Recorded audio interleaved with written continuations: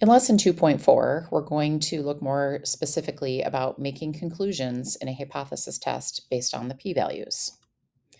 You may recall from earlier this chapter that the null hypothesis is the claim that we assume to be true unless we have strong evidence to make us believe otherwise. And in example number 1, we're going to look at a tennis player who believes that it makes a difference on which side of the court they are on. So in a particular match, Kathy wins 22 of the 37 points that she makes when facing east, but only 11 of the 35 points when facing west. And this could be due to perhaps the wind direction, maybe the sun is in her eyes when she's facing one direction versus the other, but she wants to know if this is good evidence that it does make a difference what direction she's facing. We would start our test by writing our null and alternative hypotheses. Our null hypothesis in this case would be that Kathy's ability to score points facing east is the same as, or you could say equal to, her ability to score points when she faces west. Our alternative, or what she believes to be true, is that her ability to score points when she's facing east is greater than her ability to score points when facing west. Now we're going to assume that the null hypothesis is true unless the p-value is very small. And we defined in earlier lessons that very small in statistics means that the p-value has to be less than 5%. So remember that a small p-value is strong evidence that our alternative hypothesis is true, because that means it is not likely to happen just by random chance. If the p-value is small, we say that there is good evidence that our null hypothesis is false. However, we can never know for sure if our alternative is true. So think of, for instance, in a criminal trial. When someone goes to a trial in the system of justice that we use in the United States, we assume that that person is innocent. In other words, we say that our defendant is not guilty. And that's what we assume about the defendant. Now it's up to the prosecution to provide good evidence of an alternative to that. And the alternative would be that the defendant is guilty. Now, unless we have good evidence that they are guilty, we assume that they are not guilty. And so then what we would do is we would reject our null hypothesis. So rejecting saying that they are guilty means essentially that they are not guilty. So when we make a decision in a hypothesis test, we sort of make a similar claim. We never say that we know for sure that one claim is true or not, so we never accept a claim.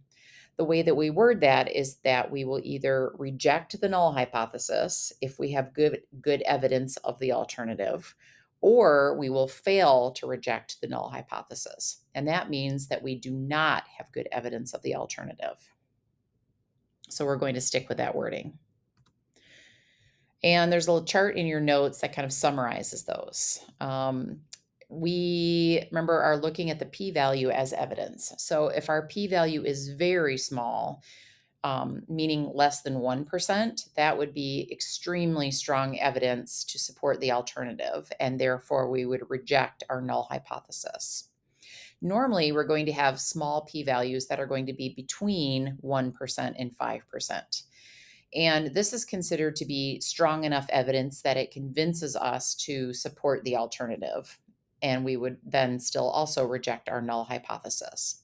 However, if our p-value is large, meaning 5% or greater, that would mean that we do not have convincing evidence to support the alternative, and we would therefore fail to reject the null hypothesis.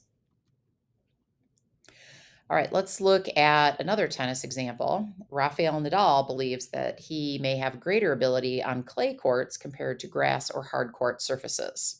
And the table that's given in your notes shows the results from all of his matches from 2009 to 2010.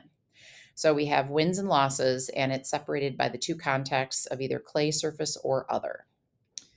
So for this example, we're going to go through all the steps of the hypothesis test. And our first step, of course, is to write our hypotheses. Our null hypothesis is that Nadal's ability to win on clay is the same as or equal to his ability to win on other surfaces. Our alternative, what we suspect might be true from what that chart shows, is that his ability to win on clay is greater than his ability to win on other surfaces. Remember, when you write your hypotheses, that it has to be in terms of his ability. Now we're going to calculate our test statistic. Our test statistic is the difference in his winning percentages on the two surfaces. So if we look at the clay surfaces first, he had 44 wins and 2 losses for a total of 46 games. And 44 out of 46 would give us a winning percentage of 0.957. On the other surfaces, he had 92 wins and 24 losses for a total of 116 games. So his winning percentages there would be 92 out of 116 or 0.793. It seems like initially, at least, he definitely has an advantage on clay surfaces. Now, for part B, our test statistic will be the difference in those winning percentages. And I'm going to subtract clay minus other. So 0.957 minus 0.793 gives us a test statistic of 0.164. In other words, he has a 16.4% advantage on clay over other surfaces. So what we want to know then from looking at the results of a simulation is this likely to happen by random chance, or is this good evidence that he does have an advantage on clay surfaces? So here's the results of our simulation. We have a simulated difference in proportions, assuming that he has the same ability to win on either surface. Our test statistic was 0.164. So if we look at the scale on our dot plot, we have 0.12, 0.15, and 0.18. So 0.164 would be somewhere in between here. And we want to then know how many dots out of our simulation are at that value or more extreme. And remember, more extreme always goes toward the tail of our graph. And as we can see pretty clearly, we only have one dot that's in that range. And we have 100 simulations. So 1 out of 100 means that our p-value is 1%. That means this is extremely unlikely to happen just by random chance. The events that are likely to happen by random chance are the ones that are down here, right? And that means that maybe he has the same ability to win on both types of surfaces. And perhaps just because of the day or something, maybe he has a little bit more of an advantage one way or the other. But this result over here that we came up with is extremely unlikely to happen just by random chance.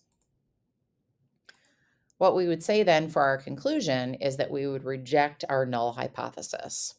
Our null hypothesis is that he has the same ability. So if we reject that, that means we have strong evidence that his ability on clay is in fact better than his ability on other surfaces.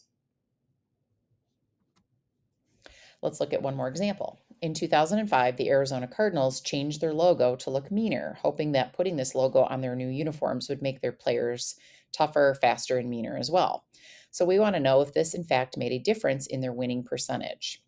So with the new logo between 2005 and 2009, the team was 30 and 37. But with the old logo, the team was 96 and 178. Let's start by writing our hypotheses. Our null hypothesis is that the Cardinals have the same ability to win with the new logo as the old logo. And notice, by the way, there's a word missing there, right? We should have the word have in there. Our alternative then would be that the Cardinals have a greater ability to win with the new logo than the old logo. Let's calculate our test statistic. If we go back and look at their records between those two seasons, with the new logo, they were 30 and 37, so 30 wins out of 67 games total. And with the old logo, we can find the total number of games by adding the wins and losses together, 96 plus 178, and then dividing 196 by that total. So with the new logo, they had a winning percentage of 44.8. With the old logo, it was only 35%. And so the difference in those winning percentages was 0.098. Now, that's not a very big difference, right? It's about 9.8%, but we want to know how likely that is to happen by random chance. So we have a dot plot of some simulations given. 0.98 is just under 10%. And 10% would be right here on the graph. 0.098 would be therefore just below that. So we want all of the simulation results that were at that value of 0.098 or more extreme, which again is going toward the tail of the graph. And if we count up all of those dots, there are 10 of them there total. 10 out of 100 is 10%. And in the world of statistics, that means that that is likely to happen by random chance. Therefore, we don't have good evidence to reject our null hypothesis. And so our conclusion then would be fail to reject the null hypothesis. That means that there is not good evidence that the Cardinals' ability to win with the new logo is greater than their ability to win with the old logo. All right, your assignment for tonight is the 2.4 worksheet in your assignment packet.